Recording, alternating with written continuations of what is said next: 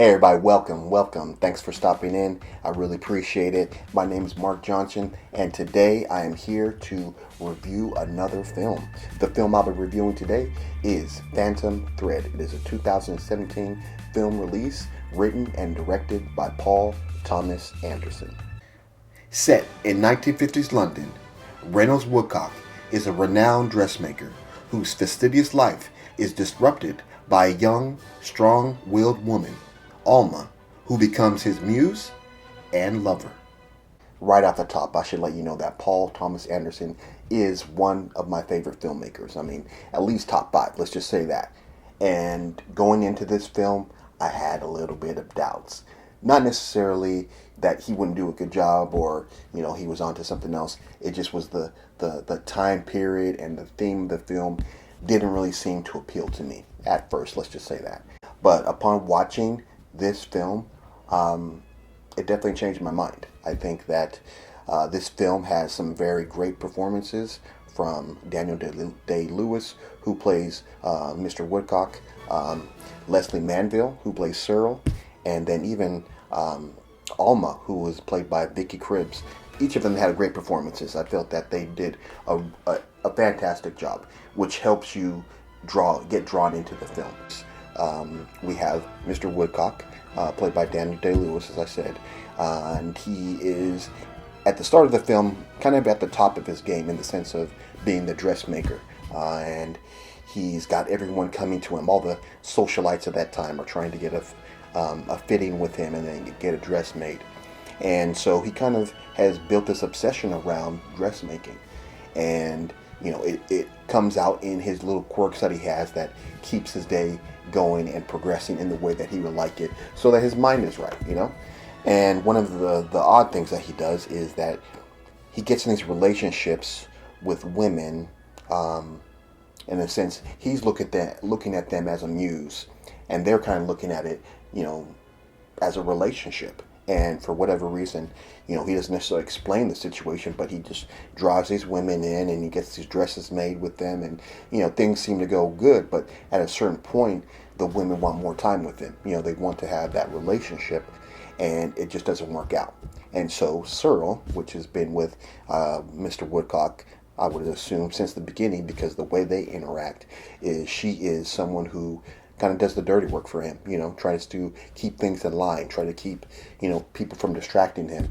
And, she does it in a polite way, it's always very polite and just kind of, trying to be as clear as possible. And so she kind of does that. That's like her job. That's what she does.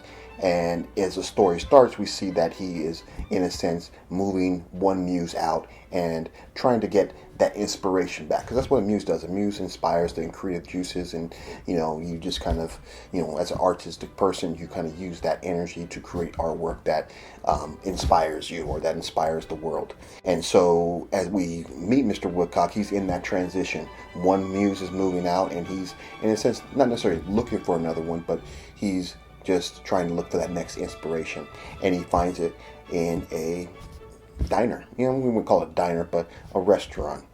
And while he's going to his other home, where he can, be a little secluded and get some time to kind of recreate that inspiration, and he meets her just like that. She's like a waitress. She serves him food, and that same very night, he asks her to go to dinner. Come to his house and he'll serve dinner. And so, the setup looks like it's trying to be a romantic kind of a thing, but even that same night, he's already trying to, get her pattern, measure her and stuff like that. And then later that same night, Cyril shows up. She doesn't, there's no, like, oh, this is Cyril, this is what she does. None of that. She just kind of jumps into doing what she's doing, and she sees this muse being created by him as he kind of like takes her measurements and tries to create a dress with her that night.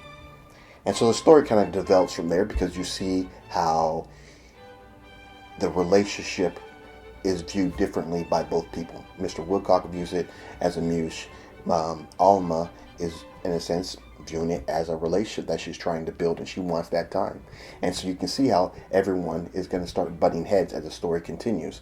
And like I said, I went into this film not thinking that I was going to enjoy it, but as it turns out, I enjoyed it very much. So for this film, Phantom Thread, a 2017 film release, written and directed by Paul Thomas Anderson, I'm giving this film a 4. I felt this was a very strong film. I don't know if I'm going to say it's his best film, but it was a film that, like I said, going into it, I was a little concerned, but after watching it 2 separate times, this film holds up and is a very strong film. Because you get to see the obsession, and that's kind of where the acting performances come in the sense that, a good actor will be able to show you that obsession without having to do too much. And just kind of the way the relationship gets a little twisty and things start happening, you can imagine where it could possibly go. So that has been my review for Phantom Thread, a 2017 film release, written and directed by Paul Thomas Anderson. If you like this review, make sure to give it a thumbs up. If you like what I'm doing with the channel, make sure to subscribe. And that's because you watch other reviews or other content. Comment, about this film, or want to suggest a film that I should watch and review on this channel, make sure to leave those things in the comment box below. And then lastly, if you don't want to miss any of my upcoming reviews or other content, make sure to ring that bell so you'll be notified when I drop. So again, that has been my review for Phantom Thread, a 2017 film release. Thank you for watching. I really appreciate it.